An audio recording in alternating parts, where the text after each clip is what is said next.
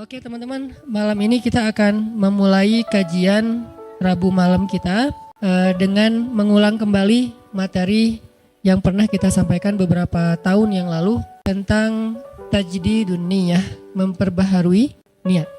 Kita akan bahas tentang min ajaibil ikhlas, di antara keajaiban-keajaiban ikhlas. Apa pentingnya niat dalam kehidupan kita, bukan hanya dalam sholat dan ritual, tapi dalam kehidupan kita. Terus bagaimana ikhlas itu bisa merubah sesuatu yang sedang kita alami, baik itu musibah ataupun itu anugerah. Kemudian bagaimana cara kita menjadi seseorang yang mukhlis, sampai ke derajat tertinggi dari mukhlis itu adalah mukhlas. Jadi ada mukhlis, ada mukhlas. Orang mukhlis adalah orang yang sedang belajar menjadi ikhlas. Orang mukhlas, orang yang udah ikhlas banget. Jadi orang yang mukhlas itu gak ada bedanya antara dipuji sama dicelah. Itu mukhlasin. Ketika dia posting sesuatu, likersnya banyak atau malah hatersnya banyak, buat dia gak ngaruh. Itu mukhlasin. Gak gara-gara dia yang nge-like dan komen positifnya disanjung banyak, jadi dia semangat. Terus giliran di hate sama orang lain, dicela sama orang lain, dia jadi kayak pundung gitu. Ini berarti sedang belajar mukhlis. Orang mukhlas nggak ada bedanya bagi dia antara emas dan batu. Sama di mata dia antara emas dan batu. Orang mukhlas sama di mata dia antara pujian dan celaan. Orang mukhlas sama di mata dia antara orang yang membalas kebaikannya atau justru mengkhianati kebaikannya. Dia tetap menolong orang tersebut. Ini mukhlasin, derajat tertinggi dari mukhlisin. Sehingga para anbiya kayak Nabi Yusuf, Nabi Musa, Allah menyebutnya mereka adalah mukhlasin. Wadhkur fil kitabi Musa innahu kana mukhlasan wa kana rasulan nabiyya. Salah satunya. Coba kalian ingat kisah tentang Musa. Musa adalah seorang hamba yang mukhlasan, mukhlas banget, yang udah gak ada bedanya dipuji orang, dicela orang, diikuti orang, ditinggalkan orang, buat dia gak beda. Dia tetap berbuat baik, dia tetap taat kepada Allah. Gak ada bedanya ketika dia berhijrah, kemudian hijrahnya ini menguntungkan atau hijrahnya ini menjadi ujian. Dia tetap berhijrah karena dia tahu hijrah itu baik. Dia tetap jujur karena jujur itu baik. Gak ada bedanya ketika dia jujur menguntungkan atau jujur malah jadi ujian. Saya gak bilang merugikan ya, karena jujur gak mungkin rugi, taat gak mungkin rugi, taubat dan hijrah gak mungkin rugi, cuman ujian. Buat dia kalau tahu itu baik ya dia lakukan. Mau untung, mau jadi ujian. Ya buat dia pokoknya lakuin aja. Ketika dia misalnya dalam sebuah transaksi gitu, dia jual beli mobil. Kadang-kadang gara-gara terlalu jujur, apalagi jual beli mobil second gitu. Kalau jujur resikonya kan agak susah cari untung nih. Dia bilang ini tangan pertama, karena emang belum berubah nama, tapi udah tangan ketiga padahal. Dia bilang ini belum pernah kecelakaan, mobilnya sehat banget. Kalau yang masih modelnya analog malah bisa diulik supaya kilometernya dikurangin. Gak tahu kalau yang digital. Artinya dia gak jujur demi dapat untung besar. Nanti untuk less guilty dia akan bantu anak yatim, panti asuhan, bikin tasyakur bin ni'mah di rumah kayak gitu kan. Ini proyek kecil, apalagi proyek besar. Ketika dia udah main dalam sebuah event, udah main dalam sebuah proyek-proyek pemerintah yang angkanya udah MM-an, dia susah untuk jujur. Lalu setelah dia gak jujur dapat untung supaya sedikit less guilty-nya, dia bantu pesantren, panti asuhan, bangun masjid atau tasyakuran di rumah, ngundang anak yatim. Nah sekarang kita coba kembalikan lagi, bukan itu yang disebut orang soleh. Orang soleh itu adalah ketika dia taat kepada Allah dalam keadaan sarra au darra, dalam keadaan senang atau dalam keadaan susah, dan itulah mukhlasin. Alladzina yunfikuna fis sarra'i wad dharra.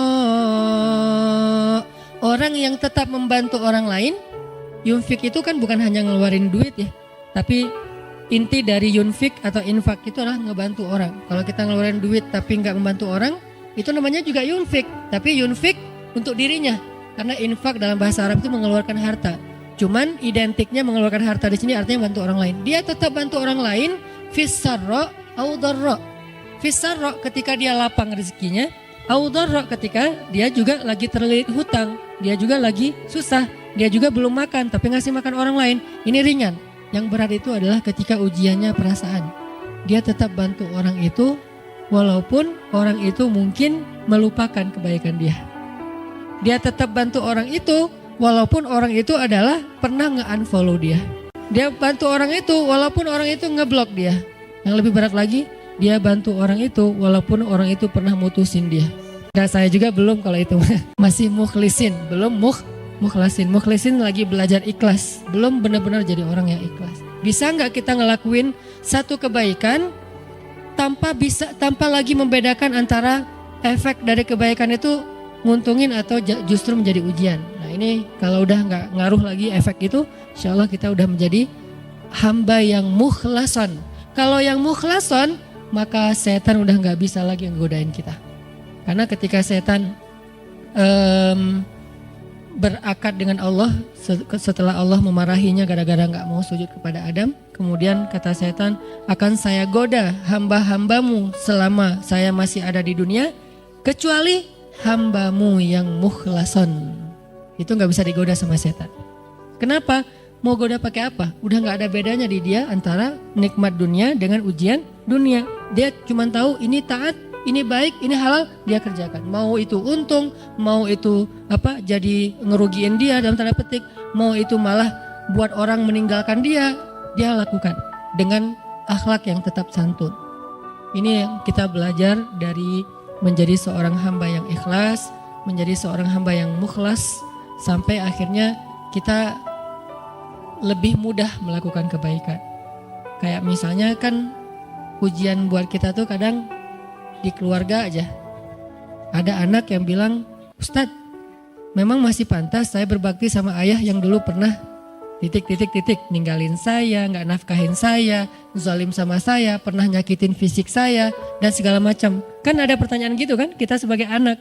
Padahal gak usah nanya gitu juga, yang namanya orang tua pasti berjasa dalam hidup kita. Dan sepanjang hidup kita berbakti kepada mereka, itu belum bisa ngebayar satu aja pengorbanan mereka untuk kita. Sama kayak seorang istri kepada suami. Begitu juga anak kepada orang tua. Tanpa bertanya gitu. Apalagi sampai nanya. Kalau sampai misalnya kita berpikir, ayah saya pernah zalim sama saya. Ibu saya pernah zalim sama saya dengan berbagai macam kasus.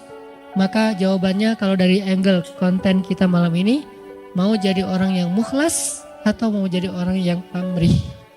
Kalau mau jadi orang yang mukhlas, gak ada bedanya. Asalkan itu adalah berbakti kepada orang tua.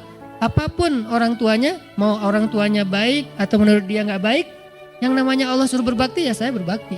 Orang saya kan ngelakuinnya karena Allah, berakatnya kepada Allah bukan kepada makhluk. Itu kan inti dari ikhlas, berakad dengan Allah bukan berakad dengan makhluk. Kalau berakad dengan Allah maksudnya apa?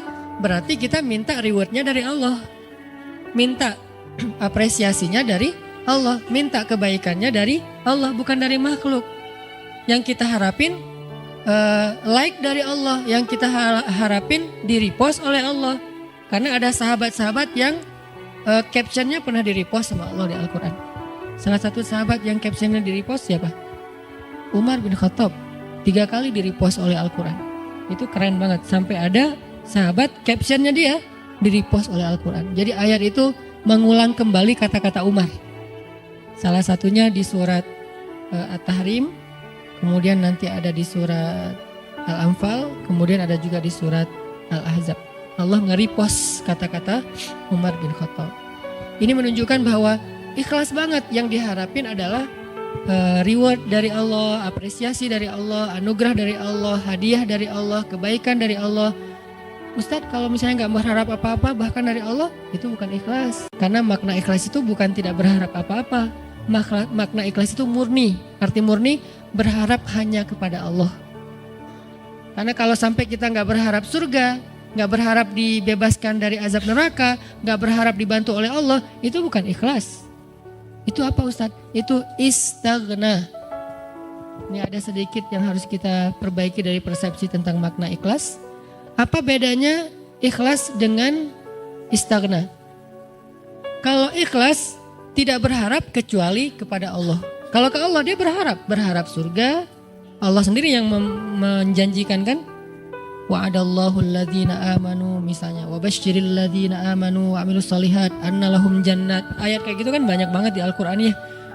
Allah menyediakan untuk mereka ampunan, Allah menyediakan untuk mereka surga, Allah menyediakan untuk mereka kebaikan. Wa may yattaqillaha yaj'al lahu makhraja wa yarzuqhu min haitsu la yahtasib, yukaffir anhu sayyiati wa yu'dhim lahu ajra, yaj'al lahu min amrihi yusra. Ayatnya banyak banget. Kalau Allah udah nawar-nawarin terus kita bilang, "Dah saya mah enggak butuh itu." Itu namanya istaghna. Istaghna arti bahasanya merasa enggak butuh. Terjemahan lebih umumnya lagi, sombong.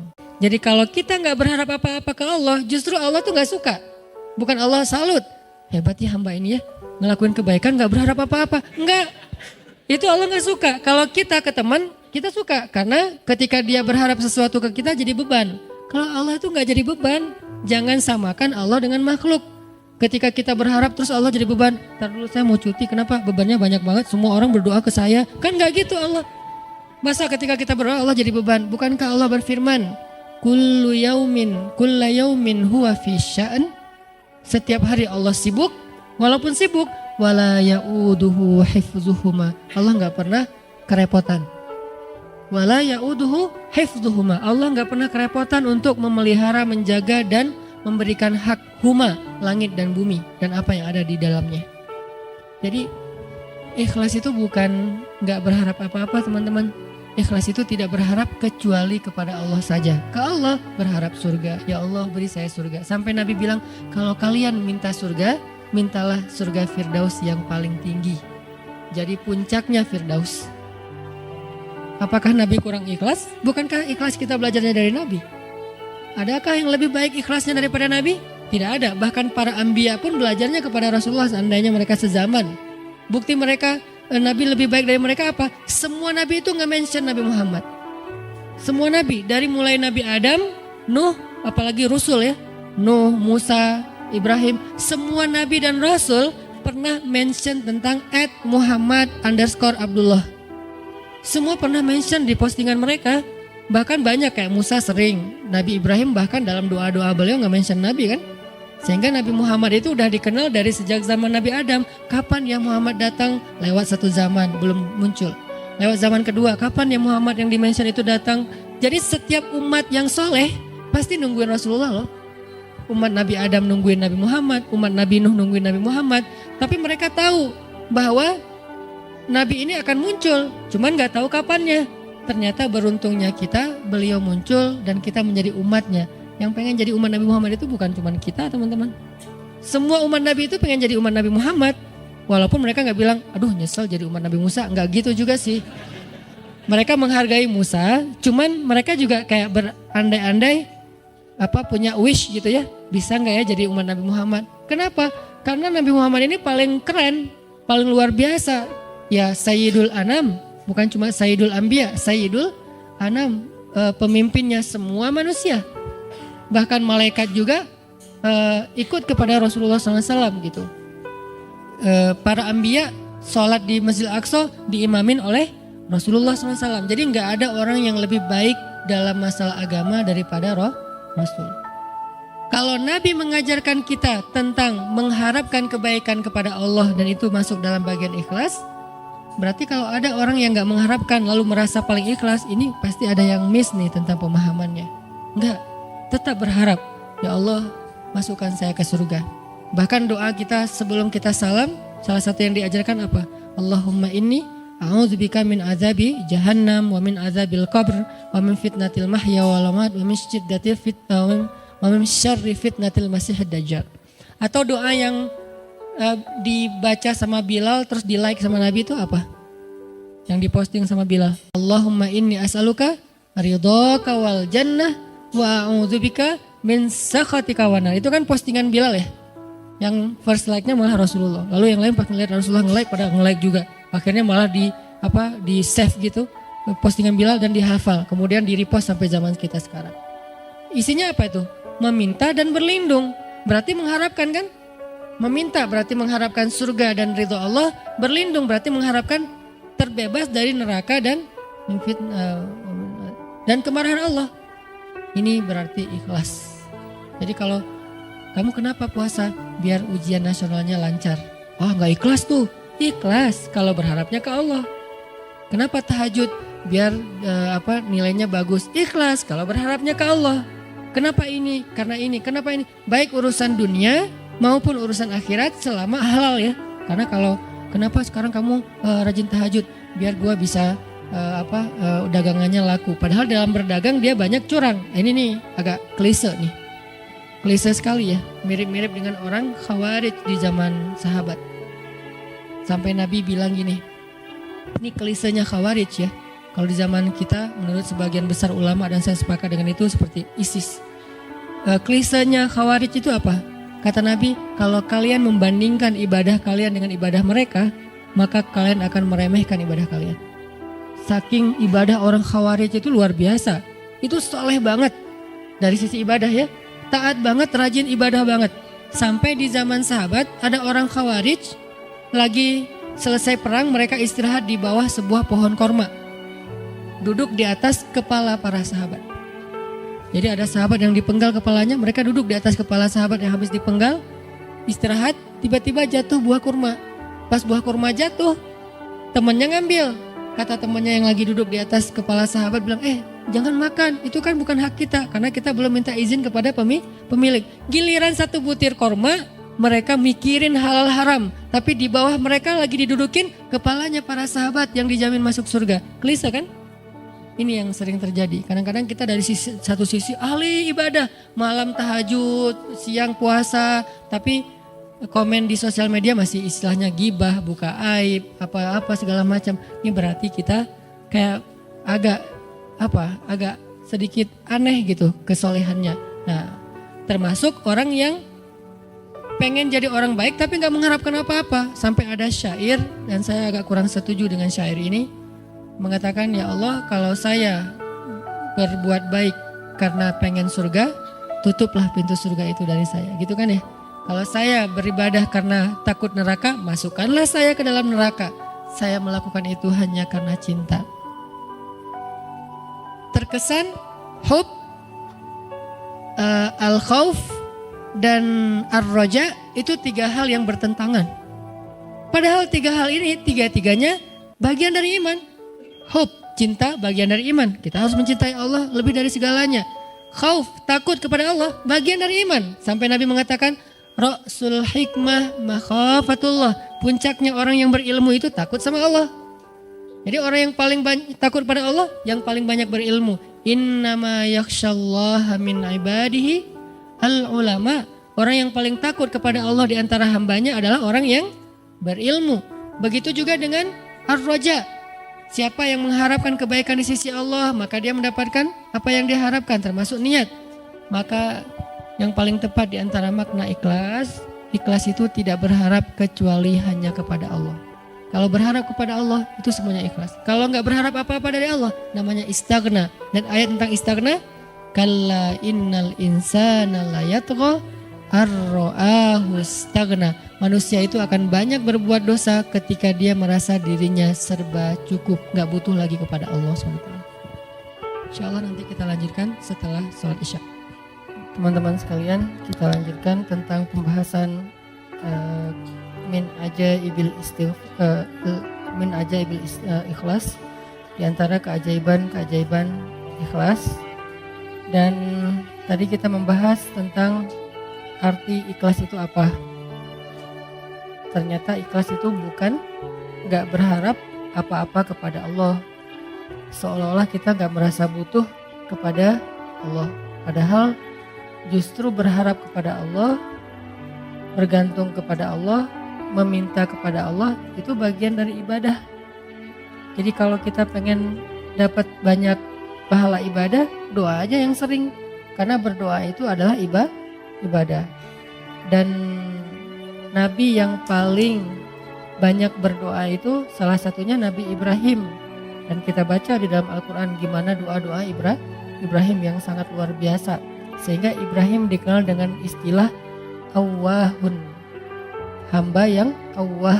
Arti awwah itu da'a. Arti da'a banyak berdoa. Jadi kalau Ibrahim aja Allah sayang banget kepada beliau karena suka berdoa, berarti doa itu adalah ibadah. Dan Allah gak akan repot sama sekali kalau kita minta. Request kita sebanyak apapun ke Allah gak repot sama sekali. Bahkan kadang-kadang kita meminta sesuatu yang menurut logika kita udah gak mungkin, buat Allah juga bukan sesuatu yang berat. Gak akan Allah terganggu, kamu kalau minta ngira-ngira dong gitu. Masa minta sesuatu yang udah gak mungkin lagi dikabulkan? Enggak, karena ala kulli syai'in qadir, gak ada batasan. Allah maha kuasa atas segala sesuatu. Justru dengan meminta kita lagi belajar iman loh teman-teman. Meminta itu belajar iman, kayak kita lagi mau jalan, naik kendaraan atau naik pesawat. Begitu dia mau take off, Bismillahirrahmanirrahim, ya Allah mudah-mudahan selamat kalau bahasa kita ya. Itu kan belajar bergantung ke Allah. Justru orang yang gak meminta ke Allah, gak bergantung ke Allah, itu istighna, sombong. Memangnya kita yakin take off ini akan berhasil, akan sukses. Apalagi landing, itu lebih berat lagi tuh. Selalu deg-degan saya kalau udah landing. Apalagi kalau yang misalnya pesawatnya agak kecil, terus cuacanya gak bagus, landingnya sampai gak terlalu mulus gitu, itu kan resikonya tinggi. Sehingga pas lagi landing, doanya mungkin 3 kali lipat pas dari take off gitu. Kalau take off doanya subhanalladzi sakhkhara lana hadza, kalau landing sampai yasinan, ayat kursi, ar-rahman. Kenapa? Karena bergantung kepada Allah. Loh kok pas lagi kayak gitu berdoa, ya ke siapa lagi coba? Kita berlindung, ke siapa lagi kita bergantung, ke siapa lagi kita berharap. Itu bagian dari iman. Jadi makin sering berdoa, kita makin sering belajar gantung, kayak manja gitu ke Allah. Dan emang harusnya kayak gitu, manja banget sama Allah. Ya Allah nih gimana ya, ya Allah saya ada ini, ya Allah ada itu. Terus saja setiap hari tuh laporan ke Allah, dia dikit-dikit nge-mention Allah, dikit-dikit angkat tangan. Allah sayang banget sama hamba yang kayak gitu. Justru kalau hamba ngerasa, ini mah masih bisa dikerjain sendiri, ntar aja kalau udah susah baru minta sama Allah. Allah gak suka yang kayak gitu, itu bukan mandiri, itu istighna, sombong. Masa hal yang sepele aja minta ke Allah. Nabi bilang mintalah kepada Allah walaupun garam. Garam aja mau masak minta ke Allah. Walaupun sederhana mungkin bahasanya. Ustadz, garam itu bukan minta ke Allah, beli ke warung, ke Alfamart, bukan minta ke Allah. Mungkin beli bisa juga dapat garam dengan seizin Allah pastinya. Tapi kita jadi gak belajar iman. Kita jadi gak dapat pahala. Apa susahnya sih tinggal bilang ya Allah ini kurang garam. Bismillah, jalan aja nyari garam. Dapat garam, ada 2 orang, yang satu beli garam di warung tanpa bismillah, yang kedua beli garam di warung dengan bismillah. Dua-duanya dapat garam, tapi yang kedua dapat plus pahala, iman, makin disayang sama Allah. Siapa tahu lewat masakan yang dia masak dengan bismillah itu rasa cinta Allah tanamkan dalam hati suaminya. Kalau belum punya suami, siapa tahu itu calon mertuanya. Kan kata Nabi, di balik nama Allah selalu ada kebaikan kan? Jadi kalau kita bilang bismillah gak ada ruginya. Tinggal kita bilang, ya Allah kurang garam, bismillah, cari aja garam di warung. Yang kedua, dianggap itu mah gak perlu bismillah juga dapat. Yang namanya garam gampang carinya. Ya, dua-duanya dapat garam. Dua-duanya masukin garam ke dalam masakan itu. Tapi yang satu berkah, yang satu tidak berkah. Segala sesuatu yang dilibatkan nama Allah di dalamnya, kata Nabi, Allah munculkan kebaikan atau keberkahan. Segala sesuatu yang tidak ada nama Allah, Allah cabut keberkahannya. Jadi bukan hanya masalah makanan yang kita makan teman-teman, tapi apa kebaikan setelah itu yang kita dapetin. Sehingga kalau misalnya kita ngerasa mampu pun secara logika sederhana, mudah, tetap pakai nama Allah. Tetap minta sama Allah. Karena yang kita minta bukan yang mudah itu doang, tapi apa yang setelah itu. Kita jalan naik motor, cuman deket doang ke rumah teman atau kemana gitu yang mungkin bahkan kadang-kadang gak perlu takut ada razia atau apa karena terlalu dekat gitu. Atau di kampung gak pakai helm juga, walaupun ini bukan saya gak nganjurin ya.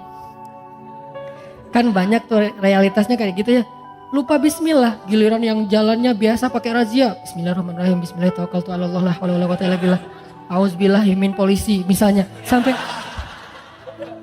Sampai doanya macam-macam gitu kan ya. Kenapa? Karena dianggap itu beresiko. Giliran yang ringan-ringan enggak. Jangan lihat itunya doang, lihat apa setelahnya. Jangan-jangan pas kita enggak baca bismillah, emang enggak ada kejadian apa-apa. Tapi kita lupa, mungkin harusnya kita dapat kebaikan loh. Tapi gara-gara enggak baca bismillah, kita enggak dapat kebaikan. Walaupun enggak dapat musibah. Siapa tahu pas lagi kita jalan harusnya tadi Allah udah naruh kayak kita main game kan suka ditaruh kayak bonus-bonus gitu nyawa atau apalah ya. Terus kalau pas lewat nyamber dapat naik gitu nyawanya, dapat 1 strip, dapat 2 strip. Nah kalau nggak baca bismillah kita nggak dapat itu, tapi pulang tetap selamat. Akhirnya kita pikir nggak ngaruh juga nggak baca bismillah. Nggak, jangan lihat kejadian itu aja, tapi lihat apa setelahnya. Siapa tahu dengan baca bismillah, bukan siapa tahu sih, yakin dengan baca bismillah kita dapat kebaikan yang kita min haitsu la yahtasib, yang kita nggak pernah tahu, nggak pernah duga. Yang kayak cerita saya dulu dapat alhamdulillah beli rumah gara-gara sholat asar di masjid Cihanjuang yang sekarang dekat rumah. Kenapa bisa kayak gitu? Mana saya tahu ada yang akan jual rumah di masjid lagi sholat asar. Kalau bukan karena Allah yang ngatur banget kan segala sesuatu teh. Jadi minta sama Allah. Berharaplah kebaikan-kebaikan sebanyak apapun dari Allah, itu gak ngerugiin Allah.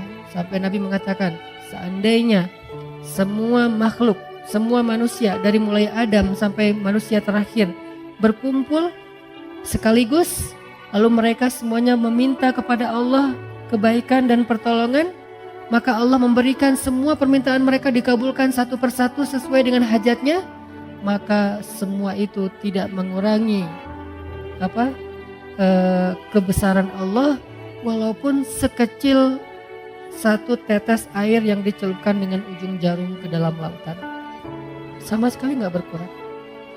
Apa repotnya buat Allah? Ini berhala udah ngumpul semua, bukan sealatif loh. Dari Nabi Adam sampai manusia terakhir ngumpul, numplek semuanya, ya Allah, ya Allah, ya Allah, semuanya teriak minta kepada Allah, dan Allah kabulkan satu-satu masing-masing dikabulkan sampai beres hajatnya. Itu nggak mengurangi kebesaran Allah walaupun seujung kuku sekalipun atau seujung jarum sekalipun. Jadi keliru kalau kita memahami seolah-olah Allah jadi repot gara-gara kita minta terus. Nggak enak minta sama Allah terus, mending kita beribadah aja, jangan banyak minta, malu.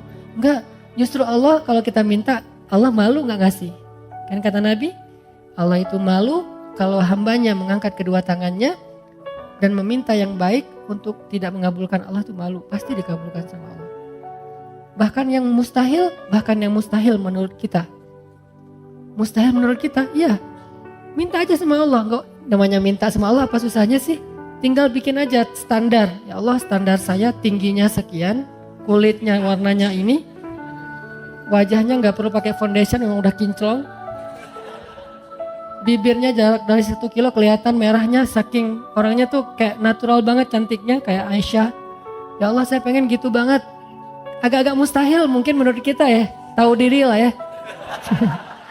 Ya, kayaknya mustahil sih Allah, tapi kan buat Allah gak ada yang mustahil. Buat saya itu mustahil, gak mungkin. Tapi buat Allah siapa tahu bisa. Dan pasti bisa, yakin 100% bisa. Kok bisa Ustaz? Emang Ustaz dapat? Dapat dong. Kalau saya bilang enggak, ntar gak dibukain pintu. Insya Allah pasti dapat teman-teman. Kalau misalnya gak dikasih di dunia, dikasih di akhirat yang pasti dikasih. Ustaz, kenapa gak dikasih di dunia? Daripada kita kaget, terus daripada kita lagi akhirnya jadi fitnah, kita gak sanggup menanggung punya pasangan secantik bidadari, banyak banget yang ngelirik dia, tiba-tiba followersnya naik, kan kita sendiri yang repot kan. Nah, akhirnya dikasih yang kita sanggup menanggung kecantikan itu, sehingga kita gak terabaikan dari hal yang lain, gak bikin kita sombong. Coba kalau terlalu keren malah bikin kita sombong, kalau yang terlalu biasa bikin kita bingung. Ya udah yang tengah-tengah aja, sesuai dengan kebutuhan kita. Nanti di akhirat baru dikasih sesuai dengan kita. Ya Allah, kok sekarang saya dapatnya keren gini ya Allah, kan kamu dulu mintanya gini. Siapa dia? Pasangan halal kita di dunia yang Allah make upin lagi nanti di akhirat. Make up dunia aja bisa berubah orang, yang kan banyak tuh di Instagram yang viral gitu kan. 2 foto kan ya, ini yang asli, ini hasil make up. Atau 3, asli make up editan. Yang ketiga paling keren kan. Nah, kebayang gak editan di dunia aja pakai apps itu bisa sekeren itu, gimana editan akhirat? Allah yang edit. Jadi juru riasnya tuh langsung Allah yang ciptakan. Pas dibangkitkan dari kubur, bulu mata udah lentik. Kamu siapa? Kan aku. Kok udah berubah, bulu mata udah lentik, alis udah bertaut, gak lurus gini kayak balok ya, bertaut gitu. Udah keren pokoknya. Minta aja lah, apa susahnya sih minta sama Allah? Tinggal ya Allah saya gini. Bukan hanya dalam masalah jodoh, dalam masalah rezeki. Minta aja yang banyak. Kenapa takut meminta yang baik-baik dari Allah? Ya Allah, jadikan saya orang kaya, tapi orang kaya yang dermawan. Jangan kaya kayak Qarun. Tapi kaya kayak misalnya Nabi Ayub, kayanya ya bukan sakitnya. Diperjelas takutnya nanti dikasih, kamu pengen kayak Nabi Ayub, tuh sakit aja 17 tahun. Ya Allah, bagian itu saya lupa bilang. Kalau doa juga kadang-kadang harus hati-hati gitu. Ya Allah, saya pengen kaya seperti Ayub yang dermawan. Ibrahim tuh, gimana kayanya Ibrahim? Kita kan jarang tahu kalau Ibrahim tuh orang kaya kan? Kaya banget loh. Ukuran kekayaan Ibrahim apa teman-teman? Setiap malam Ibrahim itu menyembelih 100 ekor onta untuk para tamu yang berziarah ke Masjidil Aqsa. 100 ekor onta. Satu onta itu 40 juta harga paling murahnya. Kali 100 berapa? 4 miliar ya. Setiap malam 4 miliar. Setiap malam. Bukan setahun sekali. Setiap malam ngeluarin duit 4 miliar untuk ngejamu para penziarah yang datang ke kota suci Al-Quds. Itu baru makanan. Dan beliau menyediakan tempat penginapan bintang 5 gratis untuk semua para turis yang datang ke Masjid Al-Aqsa. Jadi Masjid Al-Aqsa yang sekarang Al-Quds yang diklaim Israel sekarang itu, dulu tuh Ibrahim sendiri yang ngelolanya tuh. Ibrahim tuh bukan orang miskin, orang kaya. Tapi diuji ninggalin istri dan anaknya di tengah padang batu dengan bekal yang seadanya. Kalau beliau nggak punya apa-apa, wajar dong. Hajar menganggap, oh Ibrahim emang nggak punya apa-apa, ninggalin kita di sini. Tapi Ibrahim tuh orang kaya raya, kok bisa ninggalin istrinya kayak gitu, nggak dikasih bekal yang cukup? Ujian buat Hajar dari Allah SWT. Sehingga akhirnya Hajar belajar iman kayak gitu-gitulah. Jadi minta aja. Kalau misalnya Allah nggak ngasih di dunia kekayaan sebanyak yang kita minta, dikasih kekayaan di akhirat. Dan kekayaan di akhirat juga kita butuh. Bahkan di akhirat kita lebih butuh lagi jadi orang kaya daripada dunia. Kenapa? Karena di akhirat kita menjadi orang yang perjalanan sendirinya itu cukup lama. Gak dibantu siapa-siapa itu cukup lama. Baru setelah periode ini lewat, baru nanti akan ada periode kita ketemu lagi dengan pasangan kita, ketemu lagi dengan keluarga kita, yang pasti gak akan ketemu lagi dengan mantan kita. Itu ada adegan kayak gitu nanti di akhirat. Masa di surga ketemu mantan kan baper ya. Kenapa sih kamu udah masuk surga masih sedih? Itu. Mereka berdoaan gitu-gitu amat sih, selfie-selfian aja dari tadi. Nah kamu pasangannya di mana? Ketinggalan di padang mahsyar. Kok bisa? Kebanyakan gosip. Jadi hisapnya lah lama gitu. Ini definisi dari ikhlas. Ikhlas itu berharap kepada Allah yang baik-baik dunia dan akhirat. Yang kedua, Nabi SAW bersabda, hadis yang paling populer, bahkan hadis ini bisa dibilang Al-Fatihahnya hadis. Al-Fatihahnya kedudukan hadis ini di dalam hadis-hadis Nabi seperti kedudukan Al-Fatihah di dalam Al-Quran. Innamal a'malu binniyat wa innama likulli imri'in ma nawa, dan seterusnya. Hadis Bukhari Muslim dari Umar. Nah kata Nabi, innamal a'malu binniyat. Amal itu tergantung niat. Arti amal, ucapan, penglihatan, pendengaran, perbuatan, tingkah laku, semua yang zahir kita nih, innamal a'malu binniyat. Akan Allah nilai, akan Allah anggap kebaikan atau tidak, tergantung di sini teman-teman, bukan yang di zahir.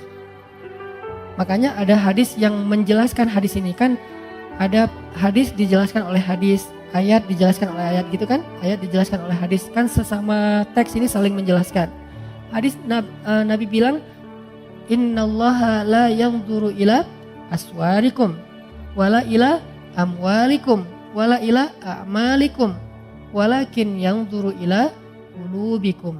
Allah ngelihatnya bukan ke penampilan kalian dulu. Allah nggak ngelihat perbuatan kalian dulu. Allah nggak ngelihat harta kalian dulu. Allah ngelihat hati kalian dulu. Yang ngelihat hati di sini artinya apa? Hatinya baik atau enggak? Bukan. Ikhlas apa enggak? Itu maksud dari Allah ngelihat hati dulu. Sehingga kalau misalnya kita mau dihargai oleh Allah, diberikan balasan kebaikan oleh Allah, ini dulu yang harus kita islah. Disebut dengan istilah tajdidun niat. Perbaharui niat. Kenapa perbaharui niat? Karena niat ikhlas itu dijaga teman-teman, enggak cuma di awal. Ada orang di awal ikhlas, tapi di tengah riya. Lawan dari ikhlas itu by the way riya. Ada di awal ikhlas, di tengah ikhlas, di akhir riya. Ada di awal ikhlas, di tengah ikhlas, di akhir ikhlas, setelah beberapa tahun riya. Begitu sekali dia riya, hangus habis semua kebaikan dari apa yang kita udah lakuin. Contoh, kan kita tuh bukan tipe orang yang insya Allah levelnya di awal udah riya ya. Insya Allah tuh bukan kita. Gak mungkin kita mau tilawah, dengerin gue tilawah riya ya. Oh, enggak kan? Kita bukan tipe gitu. Insya Allah kita di satu level di atasnya. Orang yang insya Allah di awalnya ikhlas. Gak mungkin juga kita misalnya mau ngelakuin satu kebaikan semuanya terus kita niatkan. Kalau orang yang niatnya dibaca usolli sunnata tahiyatul masjid rakaatain lillahi ta'ala. Kan gitu kan ya. Ini riya sengaja. Sholli sunnata misalnya duha rakaatain riyaan linnas Allahu akbar. Kan enggak ada. Apa riyaan linnas atau riyaan linnas? Ya Allah, saya sengaja nih sholat 2 rakaat. Maaf ya Allah, kali ini agak-agak kurang ikhlas. Riya aja deh sekali-kali kan enggak apa-apa. Allahu akbar. Enggak ada. Kita tuh bukan level itu. Kita level orang yang insya Allah dari awal pasti ikhlas. Karena kita tahu bahayanya riya. Tapi kegoda di tengah. Saya dulu awal-awal pulang dari Kairo, karena dianggap ustadz suruh ngimamin. Oh ya, ikhlas kan? Kata Nabi, hiasilah Al-Quran dengan suara kalian. Oh ya udah, saya hiasi semampu saya dengan suara saya. Alhamdulillahirabbil alamin. Di tengah gitu kan ya. Begitu ada yang nangis di belakang, bagus juga ya suara saya. Mulai di awal ikhlas, di tengah riya. Dan apakah saya berniat mau riya? Enggak. Riya itu bukan kita niatin. Yuwaswisu fi sudurin. Nah, setan yang membisikkan dalam hati kita. Dan itu bukan disengaja. Sehingga kita tajdid. Begitu setan, bagus juga suara lu. Astagfirullahaladzim, bagus. Enggak sih. Ngomong dalam hati yang jujur. Karena alimun bidatis sudur. Allah tuh tahu banget lah isi hati kan. Kalian gak usah bohong deh sama gua. Sama Allah tuh gak bisa bohong. Wa asirru qaulakum awijharu bih. Innahu alimun bidatis sudur. Kalian merahasiakan, kalian tampakkan, tahu banget lah Allah apa yang kita rasain. Jadi rugi banget kita bohong sama Allah dalam hati itu kayak konyol banget tuh. Allah tahu isi hati kita sejelas kita berteriak. Misalnya kita teriak, bagus juga ya suara saya, kan jelas tuh. Tapi dalam hati, bagus juga ya suara saya. Jelas buat Allah tuh gak ada bedanya. Bukan apa-apa, enggak kayak gitu. Jelas banget, sejelas kita bersuara lantang, sejelas itulah suara di dalam hati kita. Di sisi Allah gak ada yang beda, jadi gak usah bohong deh sama Allah. Yukhadi'unallah, kan gitu kan, membohongi Allah. Padahal wa ma yakhda'una illa anfusahum, cuma ngebohongi diri sendiri. Nih riya di tengah, riya di akhir, di tengah enggak. Soalnya gak ada yang nangis, biasa aja gitu. Tilawah, begitu selesai sholat datang, Ustaz, baru pertama saya bisa nangis dalam sholat. Di Masjidil Haram aja saya gak bisa nangis. Di belakang Ustaz saya nangis. Oh ya Pak, Alhamdulillah istiqomah ya Pak. Dalam hati, Bapak baru tahu. Mulai yuwas-wis. Bapak gak pernah lihat YouTube saya? Mulai yuwas. Itu kan terjadi kan. Saya pernah ngerasain itu teman-teman. Makanya tajdid, perbaharui lagi. Kayak pas sholat di mall. Itu yang paling agak gregetan. Sholat di mall kan di basement gitu. Musola, sholat maghrib. Karena saya pakai kaos, pakai celana biasa, gak disuruh jadi imam dong. Yang disuruh jadi imam bapak-bapak yang pakai bajunya rapi, imamin aja. Saya, oh ya udah kita lihat aja nanti. Begitu si bapak baca Quran, tuh kan kata saya juga apa? Udah deh, udah nggak usah lama-lama, Al-Ikhlas aja. Gitu. Besok-besoknya kepancing nih. Jadi kayak nggak percaya gitu kan sama orang, lihat muka-mukanya kayaknya nih orang-orang polos nih. Pas lagi mau dorong-dorong, saya kayak kedorong gitu. Siapa sih yang dorong saya gitu? Pura-pura kedorong gitu. Ini bukan saya loh yang mau ya, nggak tahu siapa sih yang dorong saya gitu. Udah, Sof, benerin Sof. Dalam hati, Sof udah, dengerin ya. Nih gini nih tilawahan yang benar nih. Allah, riya. Mau saya baca 1 juz, 10 juz, 30 juz, 1 huruf pun gak ada nilainya di mata Allah. Innamal a'malu binniyat. Dan gak bisa saya bohong sama Allah. Bohong ke manusia mungkin bisa. Saya kayak bacanya kayak khusyuk banget. Orang-orang sampai kagum gitu, respect. Masya Allah ya suaranya, bacaannya luar biasa. Pasti dari hati nih, karena kerasa di hati. Kata dia. Tapi kan Allah tahu. Tapi Allah maha menutupi aib. Allah gak mau buka. Enak aja lo ngomong. Enggak.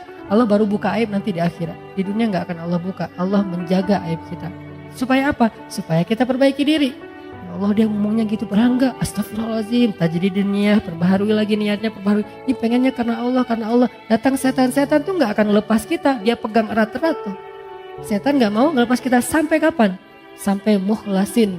Gak ada bedanya lagi tadi pujian atau celaan, baru dia akan nyerah. Tapi kan kelas kita masih mukhlisin ya, itu juga kalau mampu. Nah kadang-kadang bukan di akhir, nanti setelah beberapa tahun.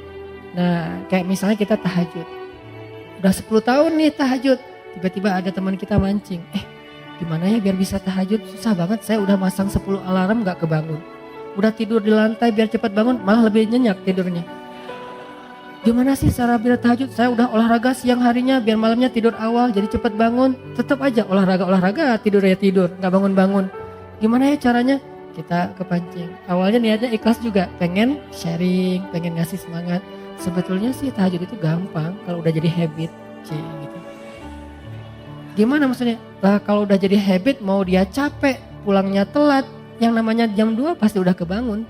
Biar jadi habit berapa lama? Ya standarnya sih 10 tahun. Kalau kamu gimana? Ya alhamdulillah 10 tahun. Habis semuanya. 1 malam pun gak ada nilainya, coba. Sayang banget kan? Ria itu menghanguskan semua amal kita yang kita riakan seperti api menghanguskan kayu sampai jadi debu. Gak bernilai lagi, gak bisa dipakai apa-apa. Tapi ria ini sepele banget, halus banget, gak berasa. Dia muncul tanpa kita niatkan, gak ada niat kita pengen ria pastinya, gak mau. Lu tanya dong ke gue tentang tahajud biar gue bisa ria. Gak mungkin kan? Gak ada kayak gitu, dia kepancing oleh orang lain. Lebih parah lagi kadang-kadang kepancingnya justru karena celaan. Kita dipancing oleh orang-orang yang gak menghargai kita. Lu gak tahu ya, kayak misalnya seorang istri, suaminya misalnya kayak ngerasa paling banyak berjasa sendiri, paling banyak berbuat, paling penting di rumah itu. Akhirnya istrinya, tahu gak sih kerjaan saya di rumah ngapain aja? Disebutin satu persatu pengorbanannya, kebaikannya. Gara-gara kepancing oleh suami, habis semuanya. Makanya jangan kepedean dulu bahwa kalau kita udah bertaubat, berhijrah, udah rajin ke masjid, kita lebih mulia dari orang lain yang belum melakukan itu, belum tentu. Kebaikan kita yang banyak, apakah menjamin kita lebih mulia? Belum tentu. Sampai akhir hayat baru dihitung. Karena hisab itu bukan di dunia, di akhirat. Kenapa kita udah menghisab di dunia? Arti menghisab udah langsung bikin nilai bahwa saya lebih baik dari kamu, bahwa saya lebih mulia dari kamu. Ngapain kita katakan itu? Padahal kita belum wafat. Kok masih belum bisa disimpulkan, Ustaz? Bukankah nanti di akhir hayat bisa aja semuanya jadi hangus gara-gara ria? Seorang kakek ngumpulin keluarganya pas lagi sakit keras. Anaknya, cucunya, menantunya. Nah, cucu-cucu semuanya jangan tinggalin sholat ya. Ya kek, alhamdulillah kakek udah 40 tahun gak pernah tinggal sholat, habis sholatnya. Kamu kalau udah mampu segera haji. Karena kalau udah tua susah haji. Kakek dulu haji itu udah susah. Untungnya kakek orangnya semangatnya tinggi. Jadi walaupun susah dilakonin juga. Alhamdulillah udah 15 kali haji. Habis hajinya. Tilawah minimal sehari 1 juz ya tilawahnya. Alhamdulillah udah 20 tahun. Kakek itu gara-gara ikut program apa gitu. Setiap hari bisa 1 juz. Akhirnya kakek udah 20 tahun gak pernah tinggal tilawah 1 hari 1 juz. Habis semuanya. Padahal bentar lagi mau meninggal. Rugi kan? Begitu bangkit, ya Allah amal saya mana? Habis. Kapan habisnya? Detik-detik terakhir. Makanya jangan langsung menyimpulkan. La tuzakku anfusakum, kata Allah. Janganlah kalian menganggap diri kalian suci atau lebih mulia daripada orang lain. Tapi bersyukur atas kebaikan, hidayah, taubat, amal soleh ini. Ya itu berarti kita menghargai Allah, bukan memuliakan diri sendiri. Ini jadi amal itu sangat tergantung kepada apa yang ada di dalam hati kita. Ada orang yang dengan lisannya ngomong baik, tapi di sisi Allah itu bukan kebaikan. Contoh, wa minan nasi may yaqulu amanna billahi wa bil yaumil akhir. Ada manusia, Allah gak mau nyebut orang beriman karena tidak beriman. Ada orang bilang amanna billahi wa bil yaumil akhir. Kami beriman kepada Allah, kami beriman kepada hari akhir. Declare. Dia posting, dia bilang kami beriman kepada Allah dan hari akhir. Allah komen, kata Allah apa? Wa ma hum bimu'minin. Mereka tidak beriman. Padahal udah ngomong, kok masih ditolak sama Allah? Alasannya apa? Fi qulubihim marad. Di hati mereka ada penyakit. Apa penyakitnya? Khida, riya, mereka tidak mengatakan itu kecuali untuk mendapatkan simpatik dari manusia, bukan dari Allah.